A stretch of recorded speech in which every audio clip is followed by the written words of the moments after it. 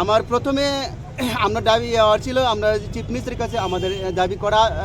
দাবি করা হব, যেহেতু আমাদের মানে দীর্ঘদিন থেকে পটনি ছিল আমাদের mid day meal cook cum হেল্পাররা, কিন্তু আমাদের mid day meal cook cum হেল্পাররা আছে সারা ত্রিপুরার মধ্যে 11,130 জন আছে, কিন্তু ওনার মধ্যে 2500 টাকা দিয়ে কোনো দিন হবে না। আমরা 2002-2003 থেকে বহুত বছর থেকে আমরা খুব মানে অবশ্যই খুব পতনে অবশ্যই খুব মানে সংখ্যা একদম কী জানি বলবো, এটা কিন্তু অনেক কোনো রাস্তা নাই, কিন্তু যার ফলে আমরা আজকে কোনো মানে সহ্য হয় না আর ধৈর্য ধরতে পারতে না, কারণ আমরা সবাই এটা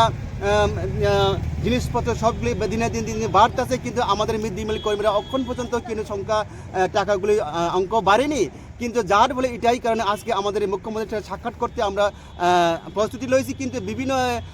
সাব ডিভিশন আইএস, বিভিন্ন ডিস্ট্রিক্ট ডিও, বিভিন্ন 8টা ডিস্ট্রিক্ট মোড়ে আমরা পুরো ডেপুটেশন করা হয়েছিল, কিন্তু আমাদের কোনো এখন পর্যন্ত কোনো দাবি দেওয়া, কোনো আমাদের মানে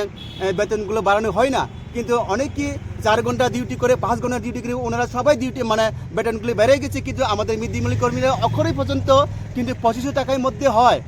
কোনো দিনে হয় না, কিন্তু এটাই কারণে আজকে আমাদের মুখ্যমন্ত্রীর সাথে আমাদের সাক্ষাৎ করতে আমরা সবাই সারা ত্রিপুরা মিড ডে মিল কর্মীরা আজকে প্রস্তুতি হয়ে গেছে। এটাই কারণে আজকে আমাদের যেমনি হোক আমরা মুখ্যমন্ত্রীর কাছে সাক্ষাৎ করবই, কিন্তু সাক্ষাৎ না করলে আজকে আমাদের এগিয়ে রাস্তা থেকে সরবে না। এটাই কারণে আজকে আমাদের প্রস্তুতি। আমাদের মিড ডে মিল কর্মীরা কিন্তু দীর্ঘদিন থেকে মানুষের কলম খাতা যা কিছু আমাদের বেতনে পর্যন্ত হয় না, কিন্তু আমাদের ছেলে মেয়ে সবাই আছে, আমাদের ইচ্ছা করি কিন্তু আমাদের ছেলে মেয়েকে পড়াশোনা ভালো করতে, আমাদের মানে স্কুলগুলো সব টিউশন মাস্টার ভালো করতে আমরা চাই, কিন্তু আমরা এই টাকা দিয়ে হয় না, আমাদের এই টাকা দিয়ে সংসার চলে না, এই টাকা দিয়ে আমরা কোনো বাজার নামতে আমরা লজ্জিত লাগে। এটাই কারণে অন্যান্য জায়গাতে কিন্তু আমরা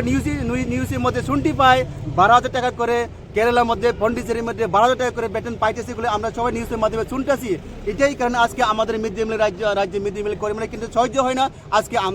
আন্দোলনটা আমরা শুরু করবই। এই আন্দোলনের মধ্যে দিয়ে মুখ্যমন্ত্রীর কাছে আমরা সাক্ষাৎ করব।